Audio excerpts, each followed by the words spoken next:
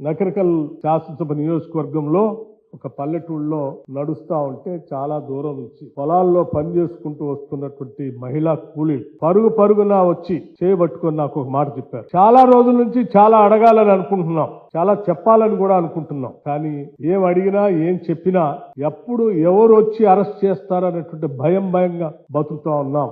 ఆ భయాన్ని తొలగించేటువంటి ప్రక్రియ ఈ రోజు నిన్ను చూసిన తర్వాత మాకు అర్థమైంది. అందుకే పరుగున భయాన్ని పక్కన పెట్టి ఉరికొచ్చి నీ చేయబట్టుకొని నీకు చెప్తా ఉన్నాం. ఈ రాష్ట్రంలో ప్రజాప్రభుత్వం తీసుకొని రావాలి. తెచ్చిన ప్రజాప్రభుత్వం కోసమే పాలన ఉండాలి. ఆ సంపదంతా మేము ఆశించిన తెలంగాణలో అందరికీ పంచే విధంగా ప్రణాళికలు ఉండాలని చెప్పి నా చేయబట్టుకొని ఒక నాట్లు వేసేటువంటి మహిళా కూలి చెప్పిన తర్వాత తప్పనిసరిగా అమ్మా అంటే నువ్వు ధైర్యం ఇచ్చావు. అందుకే ధైర్యంగా నీ వెనక ఈ ఊరు వరకే కాదు ఆ ఊరు వరకు కూడా నడిచి నిన్ను సాగనంపి వస్తాం.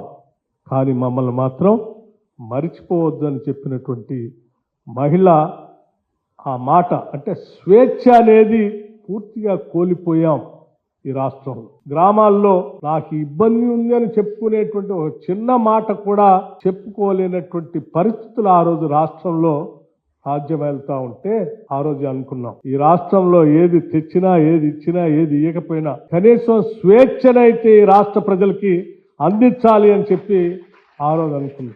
అందుకే ఈ ప్రభుత్వం ఏర్పడిన వెంటనే అన్నిటినీ బారులు తెరిచాం.